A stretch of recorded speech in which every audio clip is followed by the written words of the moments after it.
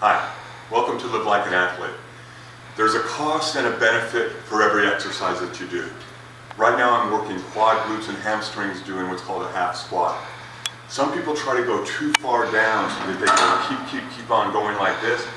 And when you go too far beyond parallel, then you risk knee injury and back. Because many times when you're doing a squat, you'll inadvertently lean forward to try to get more weight, and then you're going to hurt your lower back.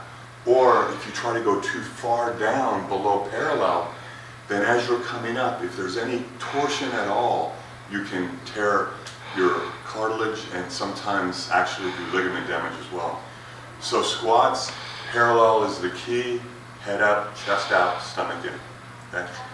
When you're working your abs, I love this exercise because your abs, again, like we talked about last week, are designed to stabilize your spine against forward movement.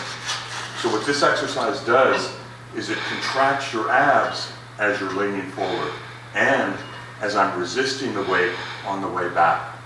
So this is a perfect exercise for training the abs. You can do crunches, you can do leg lifts, you can do all kinds of other different exercises, but to get the most bang for your buck, this is the best. A lot of people, when they're trying to work their legs, they like to isolate muscle groups. So instead of doing quad, glutes, and hamstrings at the same time like we did on squats, they'll isolate. So for this one, the leg extension is simply isolating by extending the legs forward. And this is fine, this works the quads. This is the muscle right on top, just your thigh muscle. The only problem is physical therapists note that when you go too far into extension, then what happens is you might be doing damage to the cartilage. So doing what's called a terminal knee extension is a little bit safer, and it's just as effective for working your quads.